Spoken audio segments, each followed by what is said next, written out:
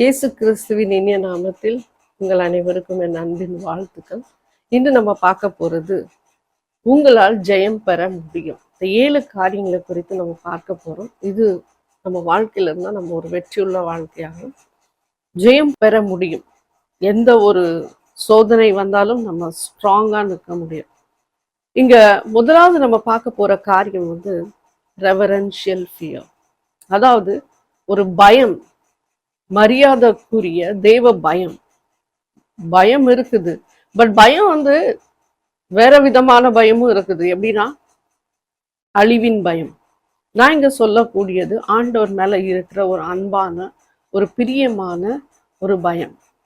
ஆண்டவர் மீது நமக்கு மிகவும் ஒரு அன்பு இருக்கும் பொழுது, அந்த மரியாதைக்குரிய பயம் இருக்கும் பொழுது நம்ம தேவனிடத்துல அதிவேகமாக அவரை தேடுவோம்.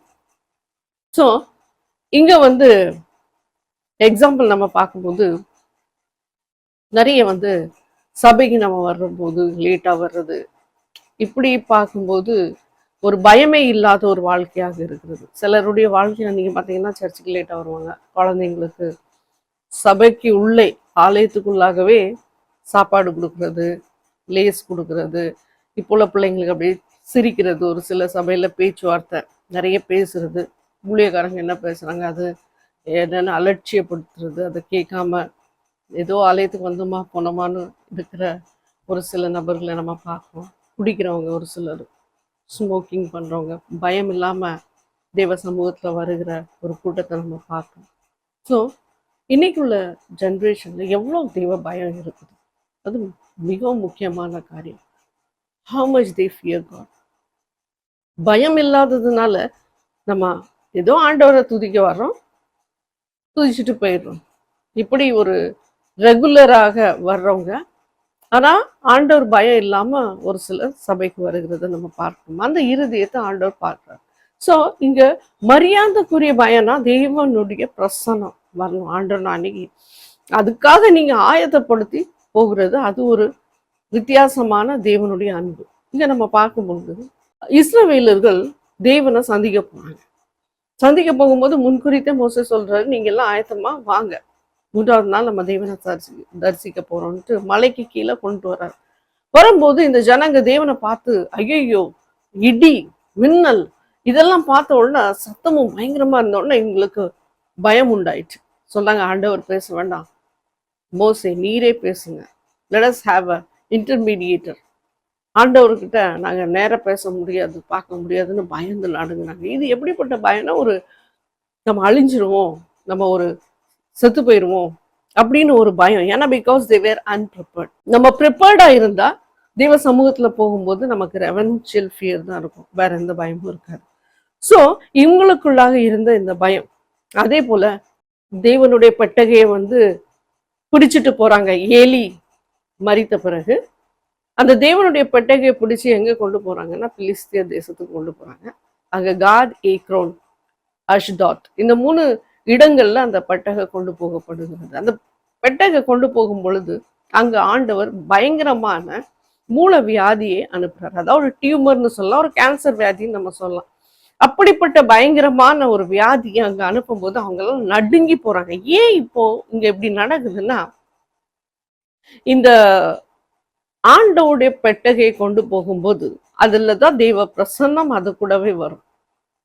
ஆலயத்துக்குள்ளாகவே, அதாவது மகாபரிசுத்த ஸ்தலத்துல அந்த பெட்டகை இருக்கும் பொழுது யாரும் போக மாட்டாங்க. ஏன்னா தேவனுடைய பிரசன்னம் அந்த இடத்துல தான் இறங்கும்.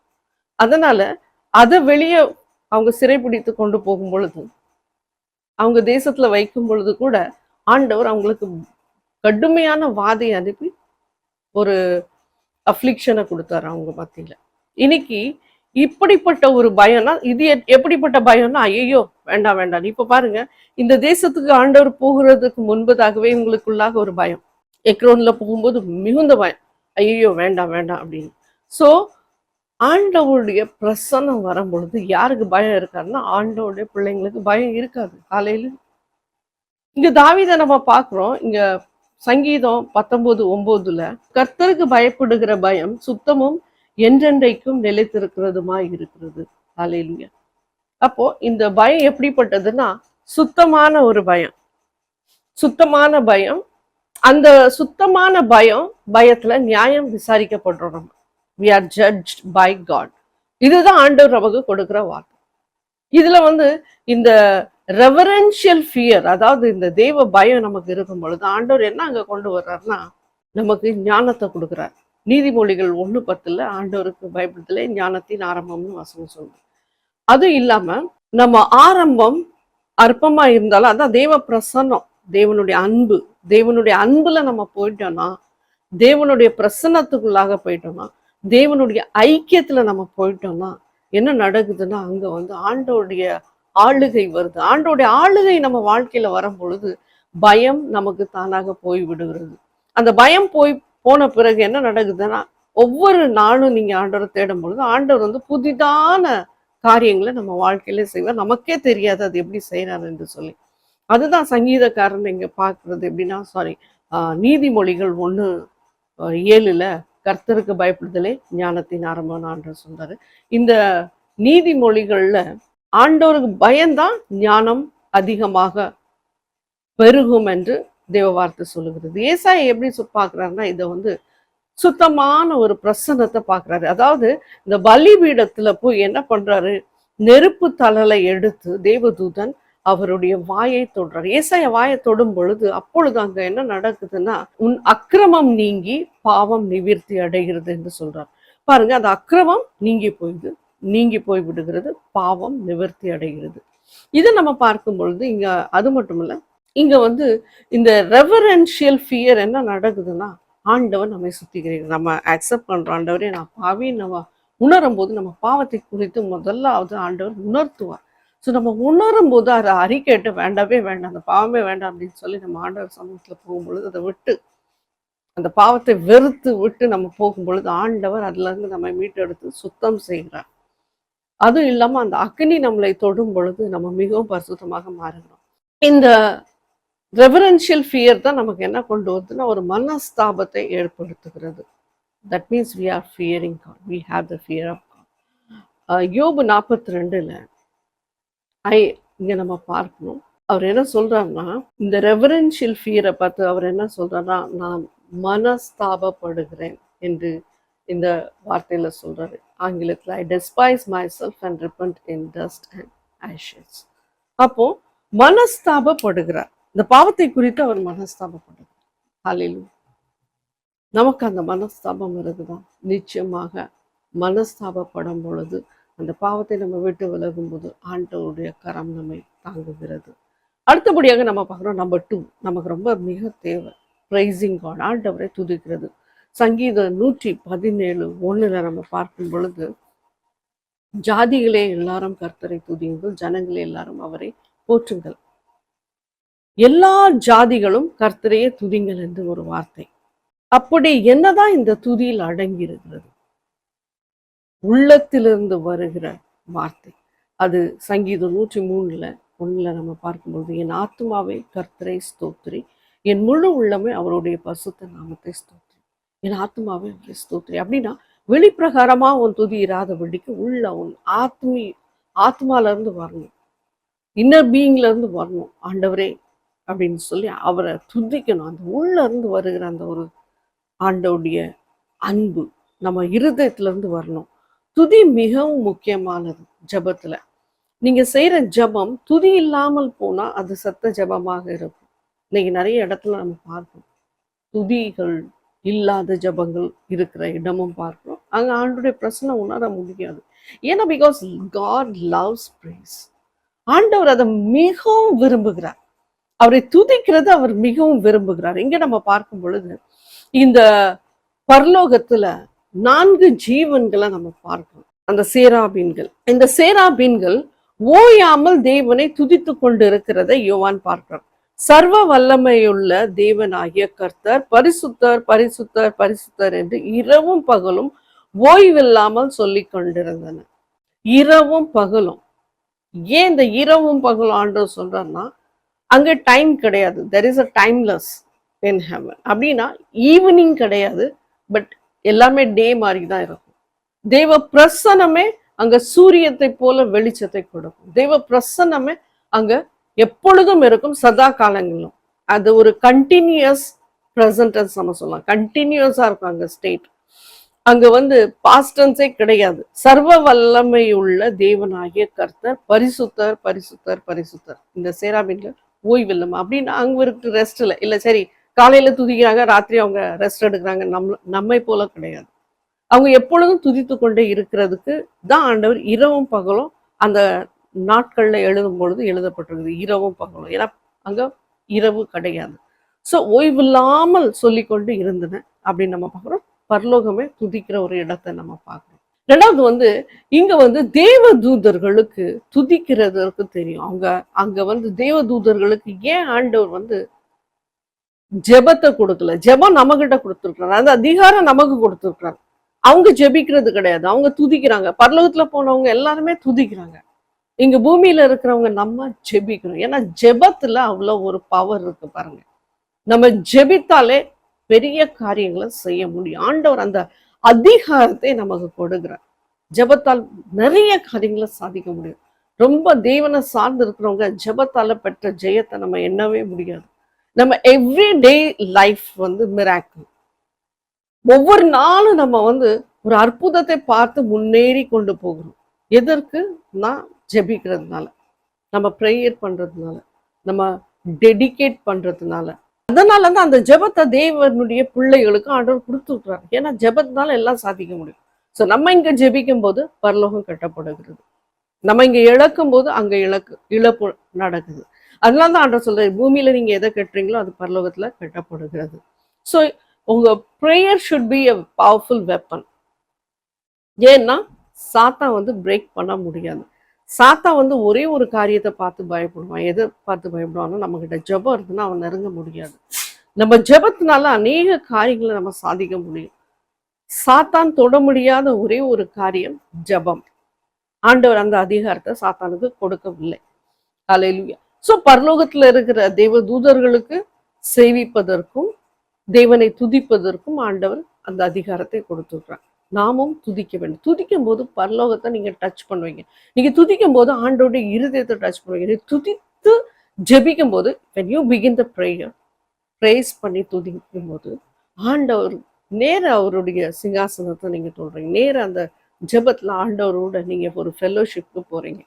ஸோ ஜெபம் துதி நம்ம வாழ்க்கையில இருக்க வேண்டும். சாத்தானுடைய ஸ்கீம் என்னன்னா, நமக்கு எப்பவுமே நெகட்டிவா கொண்டு வருகிறது.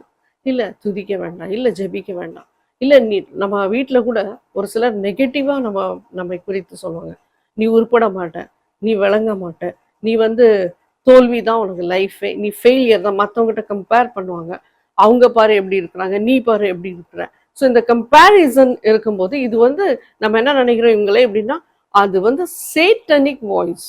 சாத்தா வந்து அவங்கள தூண்டி வித்து இப்படி பேசும் பொழுது நம்ம என்ன ஸ்பிரிச்சுவல்ல வர்றோம். இதை கேள்விப்பட்டோன்னு என்ன பண்றோம்னா பின்வாங்கி போயிடுறோம். இன்னும் ஃபெய்த்ல இருந்து விலகி கீழே விழுந்து போயிடுறோம். அப்புறம் என்ன, நம்ம வாழ்க்கை எப்படி ஆயிடுது, ஒரு மிசரபிள். ஜபம் இல்லாத வாழ்க்கை நிறைய பேர் லைஃப்ல அப்படி நடக்குது. ஜபம் இல்லாம போயிடுறது. எதுக்குன்னா இந்த நெகட்டிவிசம் ரிப்பீட்டட்லி நம்ம கேட்கும் பொழுது. ஸோ இது வந்து சாத்தானே என்ன சொல்லலாம், பல இப்போ சாத்தானே, I am born to be blessed. Every day you speak the word that I am born to be blessed.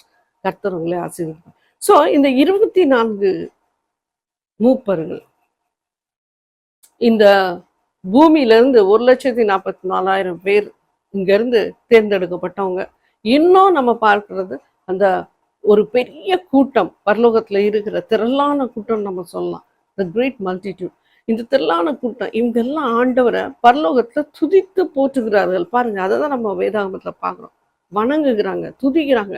24 மூப்பர்கள் சாஷ்டாங்கமாக தெய்வ சமூகத்துல விழுறாங்க. கிரீடத்தை கழட்டி வச்சு விழுந்துறாங்க. இப்படிதான் நம்ம ஆண்டவர் தேடணும்.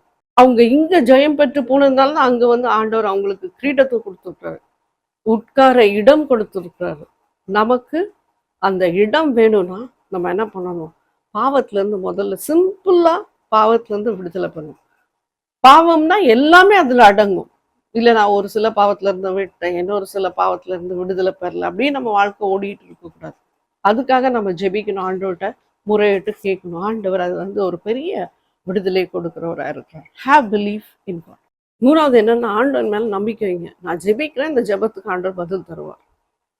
கர்த்தர் நிச்சயமாக நான் கேட்கறது எனக்கு வாய்க்க செய்வார். இந்த ஒரு மைண்ட் செட்டப்ல நீங்க வந்து ஆண்டவர் சமூகத்துல வரணும். நெகட்டிவிசம்ல வரக்கூடாது. ஆண்டவரே எவ்வளோ நாள் நான் ஜெபிச்சுட்டேன், இன்னும் ஒரு காரியம் கூட நடக்கல. நீங்க பாருங்க, ஆபிரகாம் வாழ்க்கையில 100 வருஷம் அவர் எவ்வளோ நாள் அவருக்கு ஃபெய்த் இருந்திருக்கும் பாருங்க. குழந்தை இல்லாத ஒரு வாழ்க்கை. அந்த ஃபெய்த், அந்த வயதான பிறகு அவர் அந்த தேவனுடைய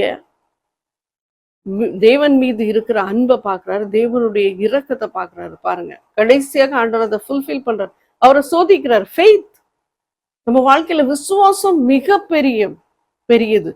நம்ம வாழ்க்கையில விசுவாசம் நமக்கு இருக்கணும். If you don't have faith, விசுவாசம் இல்லைன்னா நம்ம எதையுமே அச்சீவ் பண்ண முடியாது. ஜெபம் கூட நமக்கு கிடைக்கணும்னா அதுக்கும் விசுவாசம் தேவை. அதனாலதான் ஏசப்பா நிறைய பேரை சுகப்படுத்தும் பொழுது சொல்றார், நீ விசுவாசிக்கிறியா, நான் உன்னை குணப்படுத்த முடியும், நீ விசுவாசிக்கிறியான்னு கேட்கிறார். ஸோ முதல்ல நம்ம ஆண்டவர் சமூகத்துல வரும் பொழுது நம்ம ஒரு விசுவாசத்துடனே ஆண்டவர்கிட்ட எதிர்பார்ப்புடனே வரணும். ஹல்லேலூயா. அதனாலதான் ஆண்டவர் சொல்லியிருக்கிறார். என்ன சொல்லியிருக்கிறார்? அவர் வார்த்தை என்ன சொல்லு பாருங்க, கேளுங்கள் தரப்படும், தட்டுங்கள் திறக்கப்படும், தேடுங்கள் கண்டடைவேன்.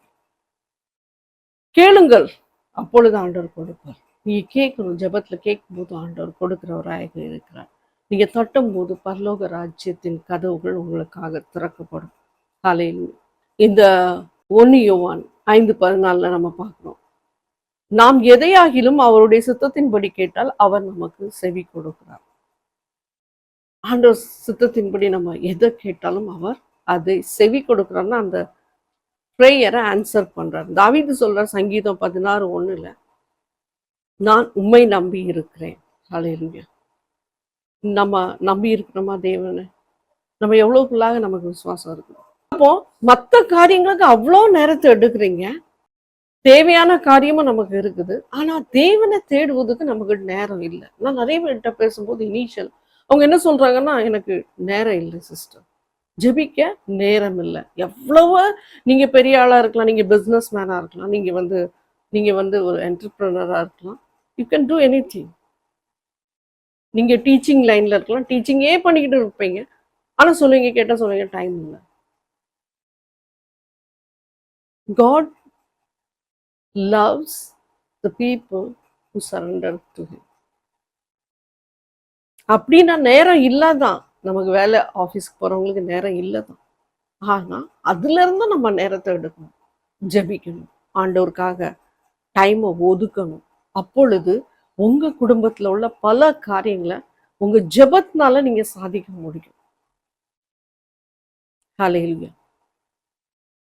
ஹன்னா ஜெபித்தா, தேவன் அவளுடைய ஜெபத்தை கேட்டார். இந்த பிள்ளைக்காக 1 சாமுவேல் 1:7, இந்த பிள்ளைக்காக விண்ணப்பம் பண்ணினேன், நான் கர்த்தரிடத்தில் கேட்ட என் விண்ணப்பத்தின்படி எனக்கு கட்டளையிட்டார். குழந்தைக்காக நான் ஜெபிச்சேன், ஆண்டவர் என் ஜெபத்தை கேட்டார் சொல்லி அவளே ஆண்டவரை துதிக்கிறா. பாருங்க எவ்வளவு ஆண்டவருக்கு மகிமையை செலுத்துகிறார். நான் கேட்ட காரியம் ஆண்டவர் எனக்கு செய்தார், வாய்க்க செய்தார். நீங்க கேட்கிற காரியம் ஆண்டவர் உங்களுக்கு வாய்க்க செய்வார். விசுவாசம், ஜெபம், இடைவிடாத ஜெபம். இன்னைக்கு ஜெபிக்கிறவங்க குறைஞ்சிக்கிட்டு போறாங்க, ஆண்டவருக்கு அதான் வேணும், ஜெபிக்கிறவங்க. ஹல்லேலூயா. ஹல்லேலூயா. 4வது காரியத்தை நம்ம பார்க்கிறோம், நீங்க ஆண்டவர்கிட்ட டிமாண்ட் பண்ணணும், அதை மறக்க கூடாது, தொடர்ந்து கேட்டுக்கொண்டே இருக்கணும். ஆண்டவரே எனக்கு இப்போ உங்க பிரச்சனை இருக்குது, உங்க ப்ராப்ளம்ஸ் இருக்குது, நீங்க எல்லாட்டையும் சொல்லுங்க என் ப்ராப்ளம் இருக்கு, என் பிரச்சனை இருக்கு. நம்ம எல்லாட்டையும் மணி கணக்காக நம்ம ப்ராப்ளத்தை சொல்றோம், ஏதாவது அதுக்கு சொல்யூஷன் கிடைக்குதா? இல்லை. நீங்க ஒண்ணு சொல்றது அது என்னவாகும்? நிறைய பேர் கேட்பாங்க, யாராலையும் சொல்யூஷன் பண்ண முடியாது, but God can be your solution. So I know how to demand from God. You know how to demand from God. We should make a habit of it. A Pentecostal church is the best to demand from God. ஏன் நான் அதை பார்க்குறேன்னா, Pentecostal சர்ச்சில் என்னன்னா, பெந்தகோஸ்தல் சபை என்னன்னா, அவங்க தேவனிடத்துல கேட்குறாங்க. பாருங்க, தினமும் ஜெபத்துல போறாங்க, ஆண்டவர்கிட்ட என்னெல்லாம் கேட்கணும். இப்போ நம்ம வாழ்க்கையில டெய்லி ஜெபம்னு ஒண்ணு இருந்தாதான் நம்ம கேட்போம், அதே இல்லைன்னா நம்ம எப்படி கேட்போம்? கேட்க மாட்டோம். ஆனா கேட்டு அதை பெற்றுக்கொள்ளுகிற ஒரு பழக்கத்துக்கு வர்றது தான் நம்ம பார்க்கணும். நிறைய இடத்துல அதை மிஸ் பண்றாங்க. ஆண்டவர்கிட்ட கேட்டு பெற்றுக்கொள்வதை மிஸ் பண்றாங்க. ஸோ நம்ம கேட்கும் பொழுது ஆண்டவன் நம்ம சிச்சுவேஷனை மாற்றி போடுகிறார். இந்த தரித்திரத்தை, இந்த தோல்வியை, இந்த நோயை மாற்றுக வல்லவராய் இருக்கிறார். வீட்டின் பிரச்சனையை மாற்றுகிறார். கீழ்ப்படியாத பிள்ளைங்களை ஆண்டவர் கீழ்ப்படிய பண்ணுகிறார். அடங்காத பிள்ளைகளை அடக்க வைக்கிறார். அடிக்கிற கணவனுடைய கரம் அரவணைக்கும். ஜெபத்தினால நிறைய காரியம் முடியும். கீழ்ப்படியாத மனைவிகளை ஆண்டவர் என்ன பண்ணுவார்? ஜெபத்தினால கீழ்ப்படிய வைப்பார். பாசமே இல்லை, குடும்பத்தின் மீது பாசம் இல்லாத கணவன் மனைவியை பார்க்கிறோம், பெற்றோர்களை பார்க்கிறோம், பிள்ளைங்களை பார்க்கிறோம். அங்கேயும் ஜெபத்தினால அங்க ஒரு அன்பின் ஆவியை நீங்க பார்க்கலாம். ஆண்டவர் he pours out the love. ஆண்டவர் அந்த அன்பின் ஆவியை ஊற்றும் பொழுது அந்த குடும்பத்துல என்ன நடக்கும்? ஒரு அன்பை நீங்க பார்க்க முடியும். ஆண்டவர் அந்த சிச்சுவேஷனை மாற்றுவார், உங்களுக்காக மாற்றுவார், எனக்காக மாற்றுவார். நம்ம ஜெபிக்கும் போது நிச்சயமாக ஆண்டவருடைய கரம் இறங்கும் அந்த இடத்துல. ஹல்லேலூயா. சோ ஜெபம் பெரிய காரியத்தை செய்யும். நீங்க அடிச்சு பாருங்க, பிள்ளைங்கள அடங்காதுங்க. நீங்க திட்டி பாருங்க, நம்மளே திட்டோம். இப்போ உள்ள ஜென்ரேஷன் அப்படி. நம்ம ஒரு வார்த்தை சொன்னா நம்ம 10 வார்த்தை திரும்ப பதில் வரும். இப்போ உள்ள ஜென்ரேஷன் அப்படிதான். எங்க காலத்துல எல்லாம் நாங்க பயந்தோம். பெற்றோர்கள், எங்க அப்பாலாம் பேசினா நான் அழுதுகிட்டு தான் இருப்பேன். நான் அவரை திரும்பி பார்த்ததே கிடையாது. ஏன்னா அந்த அளவுக்கு பயம். ஆனா இன்னைக்குள்ள பிள்ளைங்களை நம்ம பேசினா ஒரு வார்த்தை சொன்னா அந்த 10 வார்த்தை ரிப்பீட்டா வரதான் செய்யும். அப்படிப்பட்ட ஒரு ஜென்ரேஷனை நம்ம பார்க்கணும். ஏன்னா பிள்ளைங்களை நம்ம நிறைய நேரம் பிள்ளைங்க கிட்ட அன்பு செலுத்தாததுனால அவங்க வேலையை பார்க்குறாங்க, நம்ம வேலையை பார்க்குறோம். ஒரு குடும்ப ஐக்கியத்துல இல்லை. அப்போ அந்த ஜெபம் பண்ணும்போது ஃபேமிலி ப்ரேயர்னு ஒன்று இருக்கணும். ஃபேமிலி ப்ரேயர்னு இருந்தால் பிள்ளைங்க எல்லாம் ஒன்றா வருவாங்க. ஹஸ்பண்ட் ஒய்ஃப் எல்லாம் கூட வரும்போது that's the family God loves. அப்போ இப்படி இருக்கும்போது ஒரு அன்பு வரும். பிள்ளைங்க இருதயத்தை ஆண்டவர் தொடுவார்.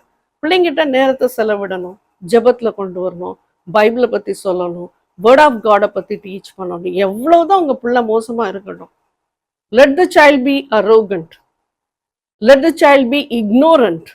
அவங்கள அப்படி பழக்கத்துல கொண்டு வாங்க. நிச்சயமா ஆண்டவர் ஒரு நாள் அவங்கள சந்திப்பார். ஹல்லேலூயா. So don't leave the prayer half done also. நிறைய பேர் என்ன பண்றாங்கன்னா ஜெபத்தை பாதியில விட்டுறாங்க. ஜெபம் பண்றதே கிடையாது. நம்ம ஜெபிக்க என்ன நடக்கும்னா ஆண்டவர் காரியத்தை வாய்க்க செய்வார். நீங்க ஜெபத்தை விட்டுட்டா சாத்தானுக்கு மகிழ்ச்சி கொண்டாட்டம். ஏன்னா இவங்க ஜெபத்தை விட்டுட்டாங்க. இனிமேட்டு சாத்தான் என்ன பண்ணுவான்? அடிக்கு மேல அடிக்க கொண்டுட்டு வருவான். But Satan is a liar. Bible says Satan is a liar. அதனால அவனுடைய வார்த்தைக்கு நம்ம என்ன பண்ணக்கூடாது? செவி சாய்க்க கூடாது. எபிசியர் 6:18 எந்த சமயத்திலும் சகல விதமான வேண்டுதலோடும் விண்ணப்பத்தோடும் ஜெபம் பண்ணுங்க. எப்படிப்பட்ட நேரத்துல என்ன பண்ணும்? சகல விதமான வேண்டுதல். உங்க தேவைகள், உங்க வேண்டுதல்கள், உங்க விண்ணப்பங்கள் எல்லாவற்றையும் தேவனுக்கு ஜெபத்தின் மூலமாக நீங்க செலுத்த வேண்டும் என்று சொல்லுகிறார். சங்கீதம் 37:4 கர்த்தரிடத்தில் மனமகிழ்ச்சியாயிரு, அவர் உன் இருதயத்தின் வேண்டுதல்களை உனக்கு அருள் செய்வார். Delight yourself in the Lord, he shall give you the desire of your heart. ஆண்டவர் மீது என்ன இருக்கணும்? மனமகிழ்ச்சியா இருக்கணும். டிலைட்னா ஆண்டவர் மீது அன்பு காட்டணும், சந்தோஷமா இருக்கணும். அப்போ ஆண்டவர் நம்ம இருதயத்தில் நம்ம நினைக்கிறோம் பாருங்க, அந்த வாஞ்சியை கூட ஆண்டவர் என்ன பண்றாரு? வாய்க்க செய்கிறார். அதுதான் தேவனுடைய இரக்கம், அன்பு. இப்போ எப்படி நான் டிமாண்ட் பண்ணணும் ஆண்டோட்ட? இப்போ உங்களுக்கு தேவை என்ன இருக்குது? பணம் இல்லை, ஆண்டுகிட்ட கேளுங்க.